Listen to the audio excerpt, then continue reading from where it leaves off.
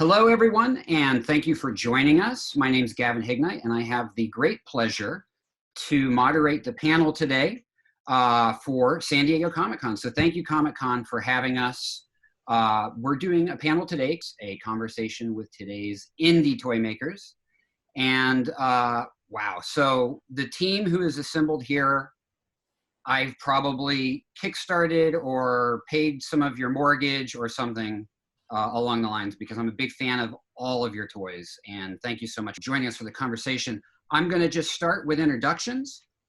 Chris, please introduce yourself and tell us what company you're with and what line you're working on. So my name's Chris Gawrych. I've been at NECA for 10 years. That was a little while back. I am D13 Toys, Amazo Toys, and I'm with Four Horsemen Studios full time. The rest is kind of on the side. But I've been helping a multitude of people get their projects going. Craig's is one of them. And so Sectaurs, I'm right back over there. And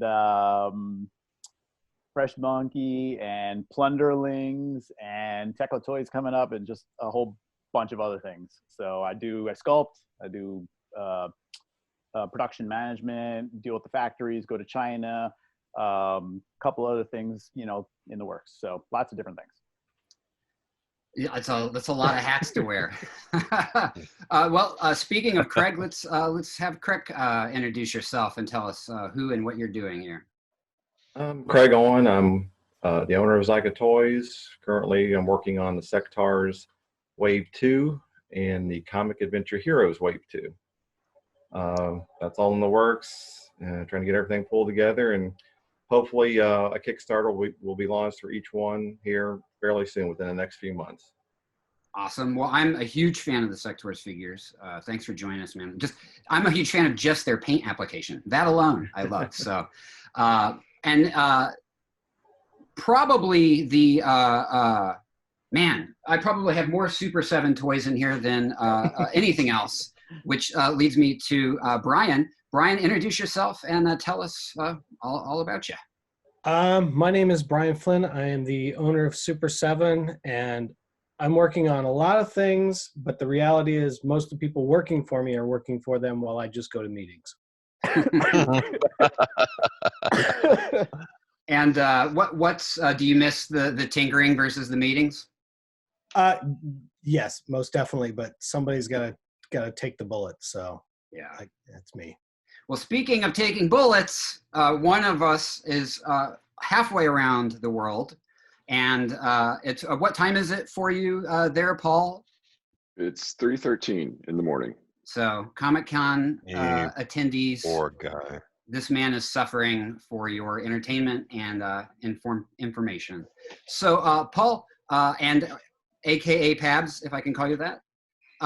Tell us what company you're with and what line you're on, and yeah, all that stuff. So I've been running a little website called thefwoosh.com since 2002. And I founded it, and we started it up, and we've been reviewing toys and talking about toys for years. And in 2012, we decided to turn things from a hobby into a company. And in 2015, we started a Kickstarter and made our own action figure. And that turned into articulated icons, where we are currently making ninjas, samurais, martial artists, and hopefully some other fun stuff along the way. Focus is 6-inch action figures. And yeah. I just got my hands on this guy. And yeah. These things are incredible, man. Fantastic. We're going to have to talk more about Kickstarter for sure, because it's definitely a theme I'm hearing in all these conversations. But before we get to that, I want to introduce, now, can I call you John? Yeah, that's fine. John is the mysterious person behind the name that says John Russell there. He is one of 2 guys behind Chicken Fried Toys, and the other one right here with some amazing Western figures behind him is our other Paul. Introduce yourself, guys. Go ahead, Paul. Well, hey, yeah, I'm Paul Mundheim. We are, with John, Russell, and myself, we started Chicken Fried Toys. like you said, from basically ground up Kickstarter type thing. We did our first Kickstarter in about, I don't know, say 16, 17. Finally got figures in everybody's hands last summer. And, super excited by it. John's actually, we were talking about this a minute ago, at a show right now. So he's out shilling toys. And, it's funny, you should mention the background I have behind me. It actually covers up, it's a green screen that covers up our plans for the rest of the year. So if the tape doesn't hold, you might get a sneak peek, but it's duct tape, so we'll see. Don't you dare. I'm John J.E. Russell. I'm the creative side of our partnership with Chicken Fried Toys. Been working on this with Paul for about 7 years, I think, and we've put together what I hope is an enjoyable little line of Western themed stuff. And I don't know if we'll get around to it in the conversation, but if you stick around, we've got about 125 other figures planned. So wow, we're here for the long haul, like most of these guys. So. I'm gonna have to work some extra hours, you guys. Yeah, I have to Definitely increase my toy budget. Yeah, that's no problem. Yeah. So you guys are down in Texas? We are. That's amazing. Yeah, so you Dallas. have to make Western figures. Well, yeah, it's in the state bylaws. Right. I don't doubt it. It was that or a tattoo, and I'm afraid of needles. So. Yeah. Well, I'm sure they both hurt the same at certain points during production, right? It's a different pain. Yeah. Well, let me steer the question to everyone. What you were doing when you decided to start the company? When you were in your civilian life before you went to toy production life. So I'll keep kind of going in this circle. Let's start with you, Chris. What were you doing before you launched your first line with Amazo? I don't know, man. It's all blurring together. I've been doing so many things at the same time. I mean, I was at NECA, and then I've been with Four Horsemen for quite a long time on the side, and then full time, basically come January. So that was like exciting for me, just because I love working with them. So you've been in the toy world for a while, and this is just okay. Now I'm going to do my own line, and yeah. So I've been in the toy world for at least 12 years. And I'm trying to think. I think Craig was probably the first that I actually started working with, and then thanks to Craig, everything else started happening. That's great. Thanks, Craig. It's a trade-off for getting those nice paint apps on the figures, And then so with that, once I got Craig and Bill and Plunderlings, which Pabs is a little familiar with, I believe, and a couple others, and then I wanted to kind of get my own going too. So I'm just kind of utilizing some of what's already existing and some new tooling, which was Space Force, and it was just a fun, tongue-in-cheek, goofy little project that did well, so yeah. I'm happy. And so then we got the second one, with the American presidents in the suited bodies going, and actually my main project is coming up soon, hopefully, like my own personal project, and it was supposed to launch a while back, but I just unfortunately have 20 other things going on, and then coronavirus. So everything just happened, and it's it's been in the works for like 10 years. So I'm patient. It's okay. So we'll definitely get into this, but I'm sure everyone in this call is affected by COVID coronavirus in some manner. Am I right? Yes. Mm-hmm. Sure. Yeah. For sure. So Absolutely. I have to hold this figure up. It is one of my favorite toys I own. I am one of those people that was reading the toy magazines. Remember when you had to get like Lee's or Tomarts to get Tomarts. right? Love Tomarts. And there was an article about these prototypes that I was like, I would die if I could ever get my hands on an alien figure. And then lo and behold, a company came out to make them. Brian. Yeah, we all felt the same way. That's the interesting part. Yeah, I mean, at that point, Super 7 originally started as a magazine about collecting vintage Japanese toys, because clearly there were plenty of avenues to go read about American toys. And that was a bit of my OCD at the time, still is to a degree, but there wasn't a lot of information about it. And I had already sort of completed my 3 3/4 collection. I started buying that stuff up again in 1990. So it wasn't terribly hard to piece it together, nor expensive. And then I won't go through all of it because we don't have a whole lot of time, but long story short, when we get to 2014, we're trying to figure out what's next. And I was like, well, the one thing I always wanted was those alien figures. And luckily I knew a bunch of the prototype collectors, and I was able to get an original casting for Kane. I was able to get half of an alien, and then I knew people that had the rest. So we just worked backwards from there, got in touch with Fox, and managed to be able to make it happen. And that was one of those things where at that time, when we were making it, we were very, very concerned that we would never sell through what we made, because the action figure collector typically wanted high articulation, high likeness, lots of paint apps, and a very low price point. And we were going out with a low likeness, low articulation, low paint app, high price toy. But I think it's the same thing. A lot of people wanted the exact same things we did, and that turned into obviously a successful line that then started the springboard to where we are now. Wow. And when you were working on that line, did you think, 5-10 years from now, I'll be making aliens figures and everything you guys do? No, by no means. We were literally hoping that, that we could get our money back so we could make the next project. Awesome. Well, you did. Again and again. Yeah. It's, I love those figures, and they have such a cool story to them. And I had pined over them in the magazines, those prototype photos. So I think all of us did. That's why, I think that's why when it came out, it was one of those things where it was like, oh, we're talking that language to that same person.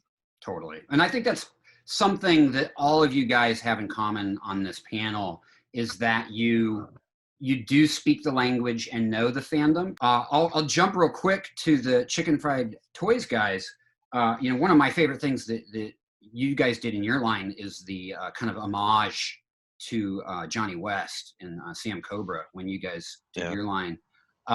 What were you guys doing before starting this? Paul? Well, this is kind of why I'm glad we're not at a live, Q&A, because I'm an attorney, and I still am. So here's where people throw stuff at me. But honestly, that's what I was doing. But my hobby was toy collecting, and once you hear John's story, you'll understand why he and I gravitated to each other. But that's about all I was, being a full-time attorney, basically getting rid of stress by shopping for toys.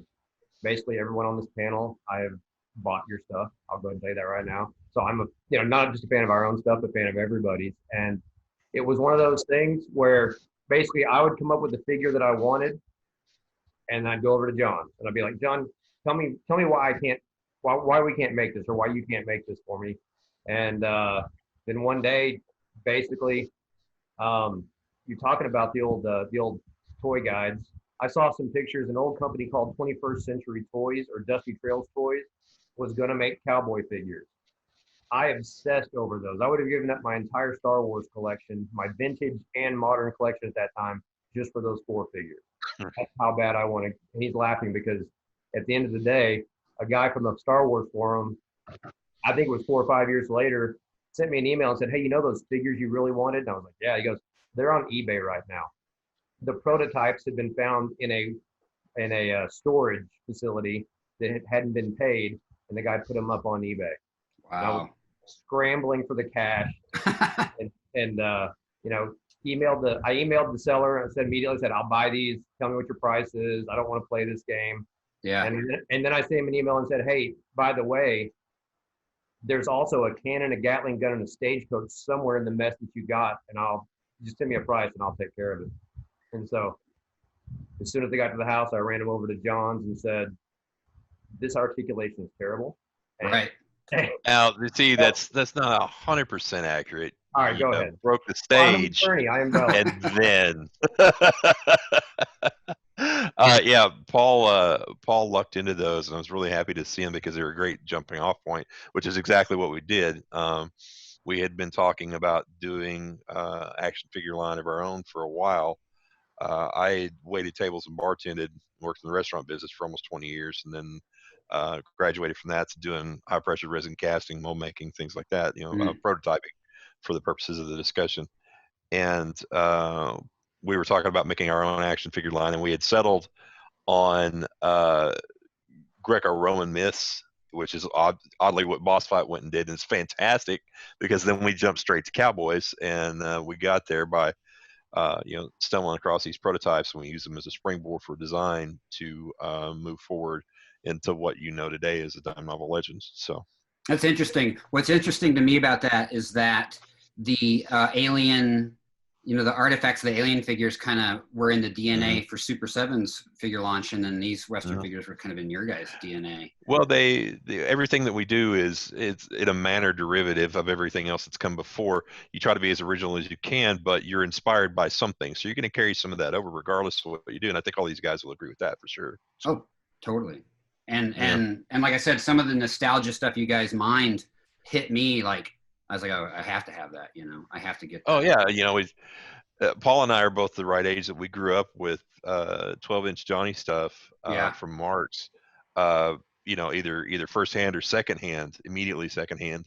And one of the most tragic things that happened to me as a child was losing Johnny's 6 gun in the backyard of my house. I searched for that every day for 3 weeks and never found it.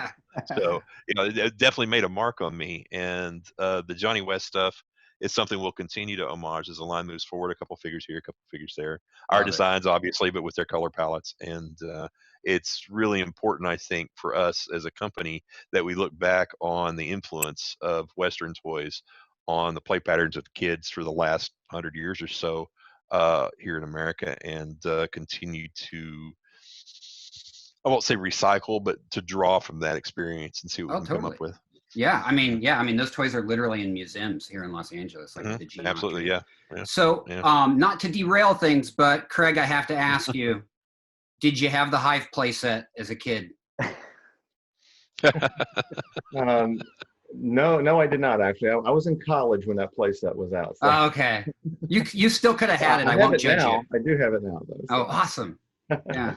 So what led to the launch of Zica and Sectaurs and like the other lines?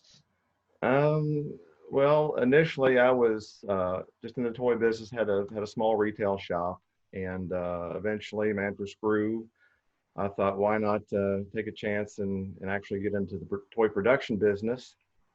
So I put my hat in that ring and got started, and just kind of started trying to find initially properties that weren't anything like licenses or anything, just kind of like more generic type properties. And then I decided to move into the licensed merchandise area, and which initially that started with Buck Rogers and the 25th Century Mego style figures. Oh, right. That eventually moved into the Kenner style $6 Million Man figures. Yay. And then finally I noticed there seemed to be kind of a resurgence in the 80s toy properties. So I remembered Sectaurs, and I thought, well, let me do some digging and see if maybe that might be available. And as luck would have it, it was. And kind of after I was able to get it and jump in and start developing things, thankfully the interest was definitely there for the property. So I just took that and ran with it, and hopefully it'll still be there for wave 2. Yeah. Well, Can I interject with a fan question real quick? Is there any chance we'll ever see that second wave of $6 Million Man stuff? I'm kind of dying over here. Unfortunately, no. It only exists in digital form right now. So so sad. Yeah. Well, I did pre-orders on that, and the interest just weren't there. And one of the funny things I remember somebody saying was, "Well, but they're boring. They're guys in suits," and I'm like, "Well, that's what they were on the show as well. I can't really change that."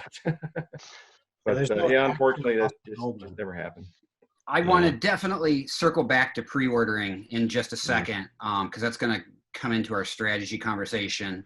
But before we do, I want to go over to Paul, and okay, not asleep. He's still with us. He's fighting the 3 a.m. What launched you into this? Where were you? I've always wanted to make toys. Oh yeah. Yeah. Actually, I was in Dallas for a few years, from about 91 to 98, where I met my wife, and she's Danish. And in 98, we moved to Denmark, and I started my career in IT, doing business development and process development for different companies over here.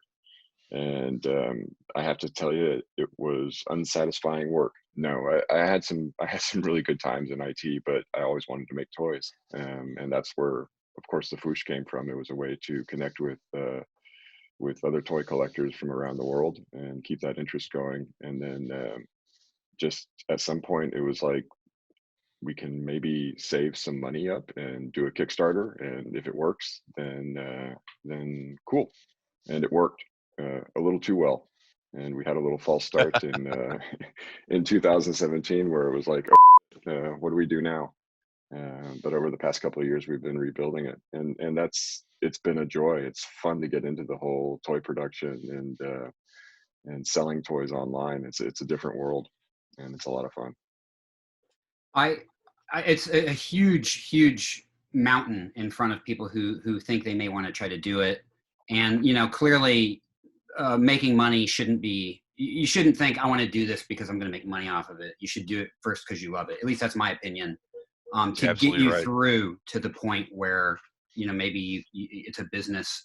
That being said, I would like to ask you guys, what was the biggest challenge for you during the launch phase, like funding? And then what was the biggest challenge for you during production?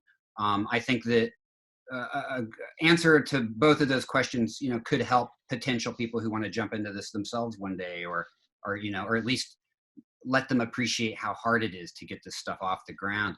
Chris, I'll start with you. What do you think the challenges during, getting it launched in production? I mean, there is so many challenges, and everybody here, I'm sure, can agree. I mean, whether it's finding the right factory, getting the right pricing and quality, then even once you launch it, it's getting publicity and interest. I mean, there's so many factors and variables involved with it that it is daunting. I mean, it's, I've seen some Kickstarters fail, and I've seen some Kickstarters do amazing. Even with Four Horsemen, when they, did their Kickstarter, I mean, it was like they did it and it did exceptionally well, and it continued every time they did one to do even better and better. But, I've seen others just not even come close, unfortunately. And Craig, how about for you?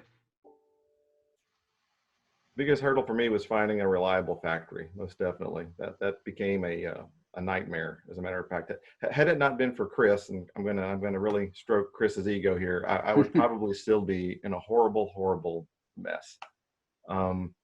Which was kind of surprising for me initially, because the projects I had done before that, I never had really any factory issues. There might have been a small hiccup here or there, but when I got to these more articulated 4-inch figures, a couple of factories that I tried to do this with, everything went off the rails so quickly and so horribly that I thought, I'll never get this straightened out.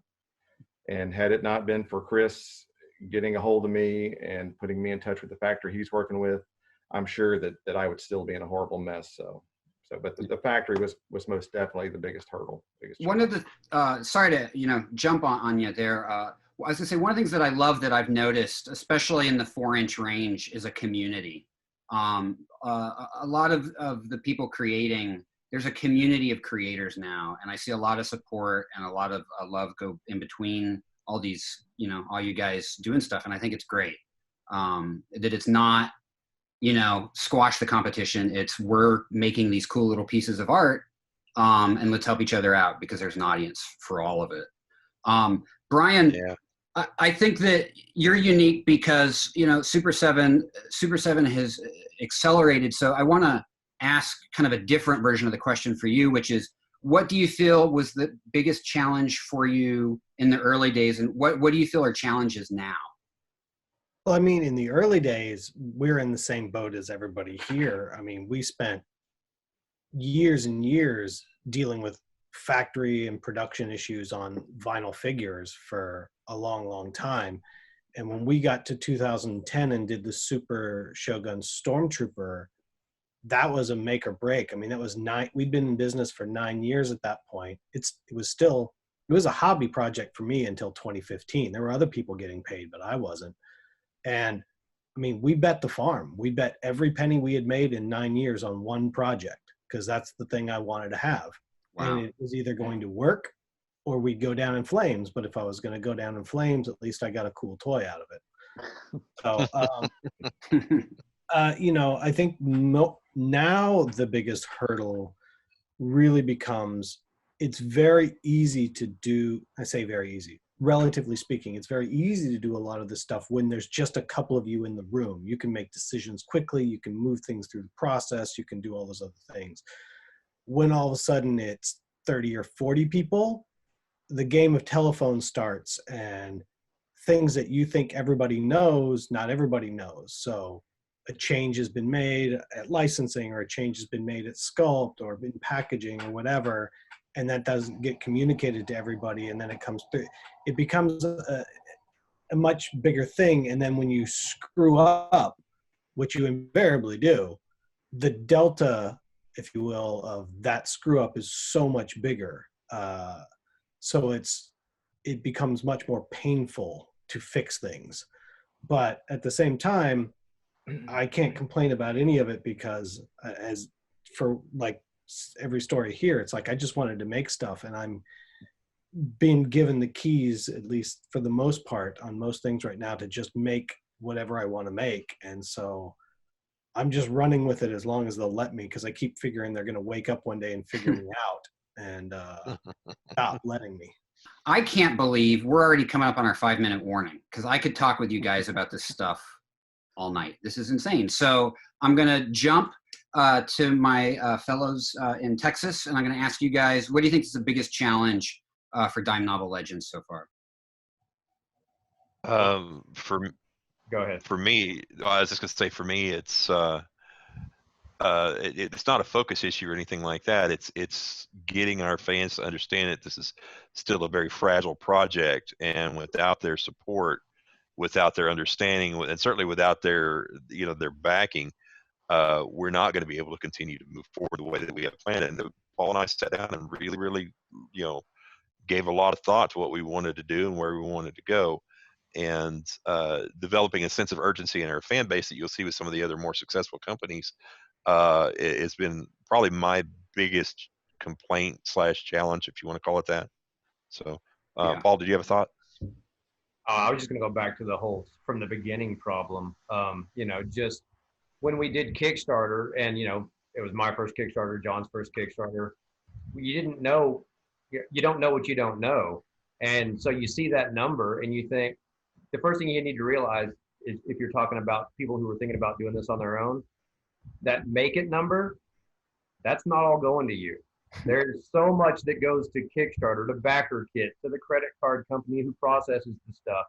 And that's before you pay any artist to do anything. So that was the biggest aha moment for me was, hey, we did it, we're funded. Wait a minute, that's not all the money we need. And so I see some of these guys, Chris, you're talking about the ones that fail. I see some of the ones that fail, and I go, those guys dodged a bullet now that I know what I know, because their number was so low that if they had done that, someone's going to get selling a kidney just so they can get the project finished.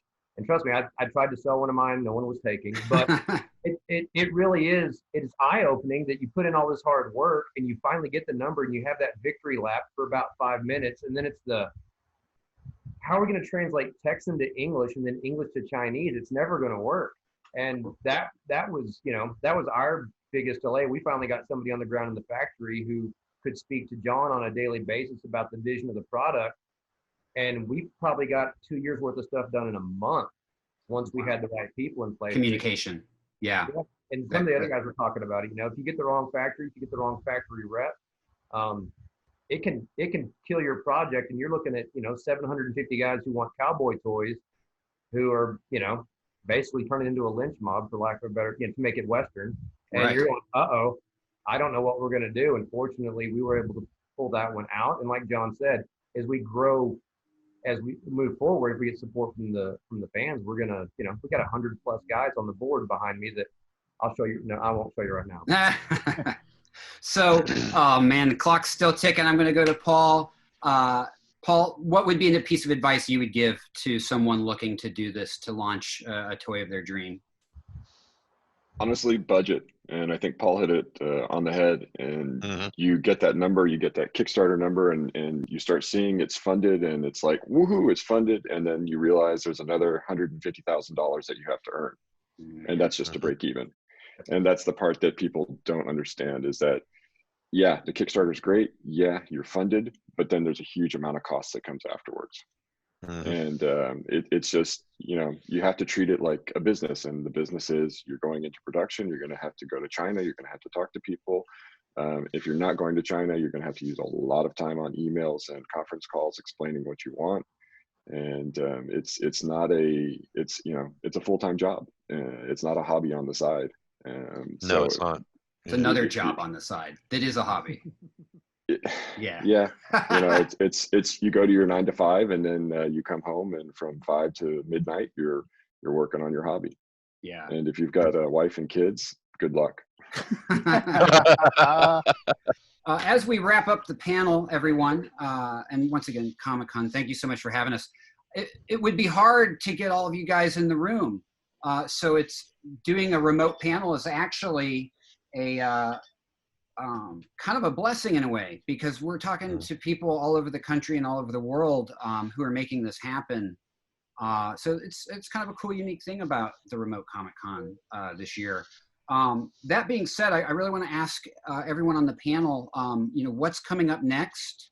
What can we look for from each of your companies? So Craig, I think you mentioned the Wave 2. We'll start with you.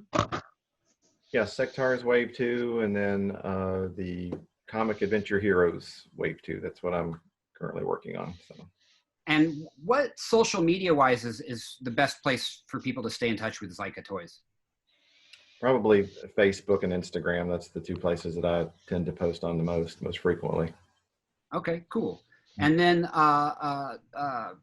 Chicken Fried Toys. I love saying that. Guys, we've heard some teasing about potential figures and stuff on the way. What's next? Well, we've got a pre-order right now for second set of Buckaroos, which are our kind of customizer-friendly building figures. We've got Wave 1.5, which is the leftovers from the Kickstarter, in production right now. And the next thing we'll be doing will be another very small pre-order, then a Kickstarter this fall for the cavalry figures and horses. It looks like that's what we're going to do. We're going to be running pretty fast over the next couple of months to get there. So, Paul, what do you have to say about all that mess?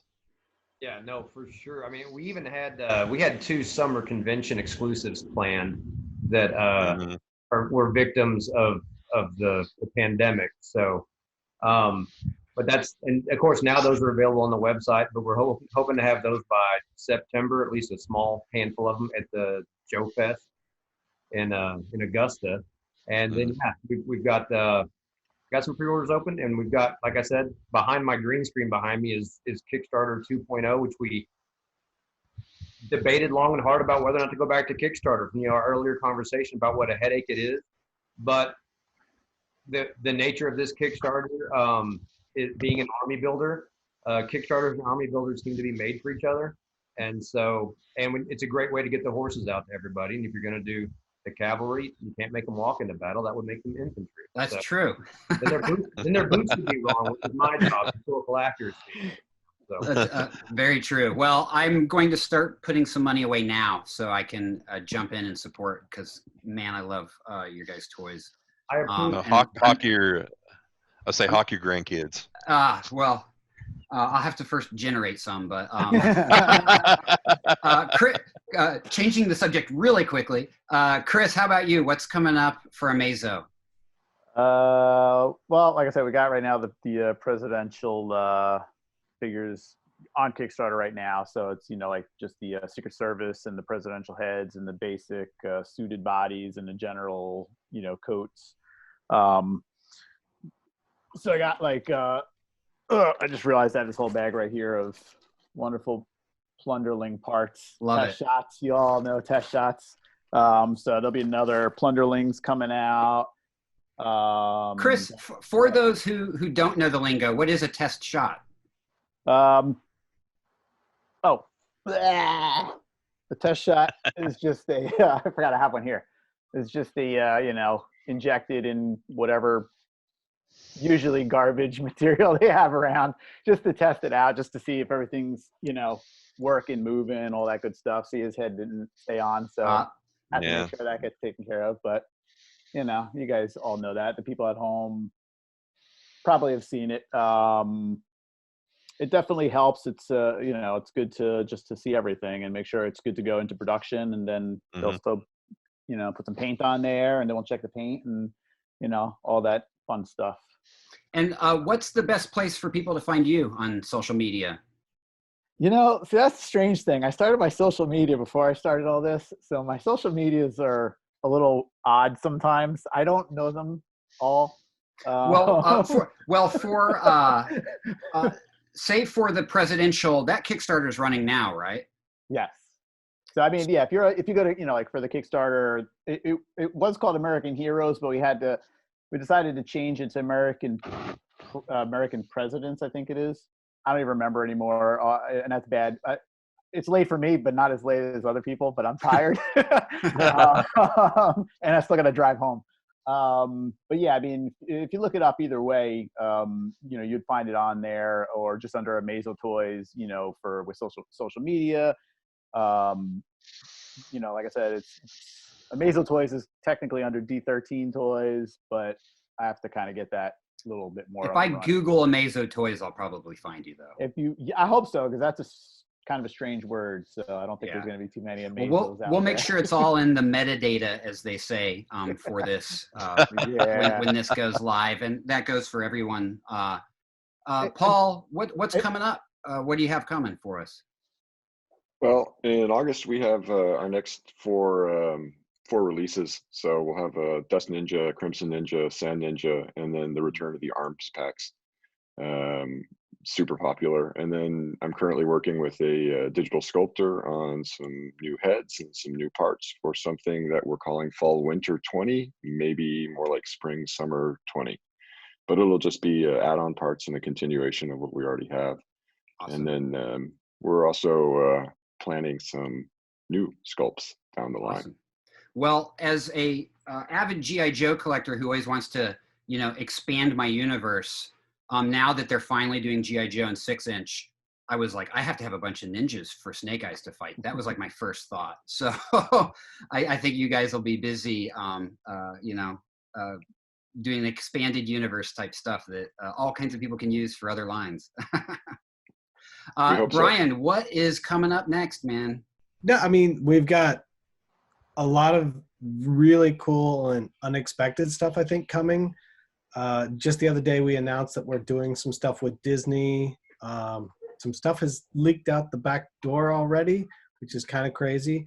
But we're going to do some off the beaten path stuff there. That's going to be interesting because they're sort of letting us go where they typically don't let people go. So that's going to be, an interesting thing. And then there's a lot of just really weird licenses I've got planned just because it's the same thing. It's the stuff that I want to have. So I think there's going to be really cool stuff that will surprise people. Awesome. I can't wait. Well, now I'm going to put everyone on the spot as we exit this panel. And I have to ask you, we'll start with Chris. What is your favorite thing you've made so far? God, like in my whole career? Sure. Your favorite figure that you participated in. Jeez, that's tough, man. It's like asking, who's your favorite kid? That's really, because I was a sculptor, so I did a lot of sculpting. So I don't know. One of my favorites, I guess, would be the very first thing I ever did in the industry at NECA was Scut Farkas from A Christmas Story. Mm. And I did like the whole figure, and it came out great. And the guys helped me, you know, finesse it a little bit. And then years later, I got to meet Zach Ward, and he loved it. And I met him a couple times. And so to get to meet him too, because I love that movie, Yeah. was like highlight. So it just adds more to the figure, you know? Oh, I don't know. totally. It's probably one of my favorite things, but I mean, I make so much cool stuff. It's hard to pick. Yeah. I know I told you guys I was going to put you on the spot with this one. How about you, Craig?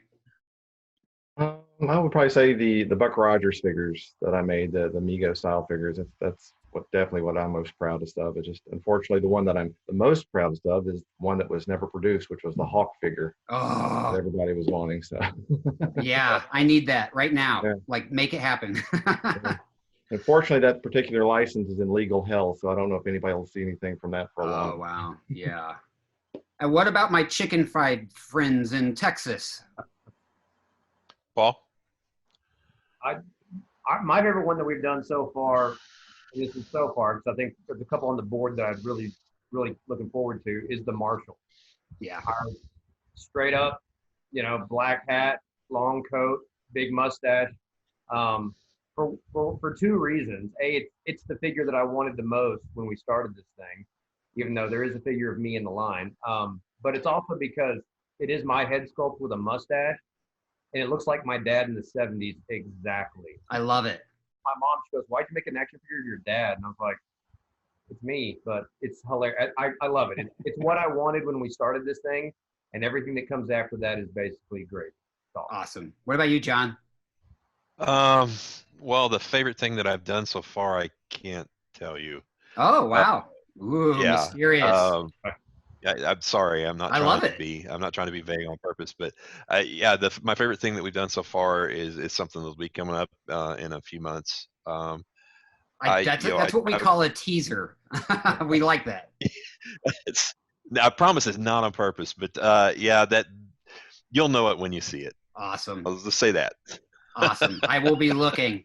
What about you, Paul? I think my favorite so far is Surai. You held him up earlier in the show, and those samurais really they came out beautifully. I mean, those things, man. You guys hit it out of the park with them. The detail. When I realized the top knot came out of the head so the helmet could fit on, I was like, okay, I'm sold. Yeah.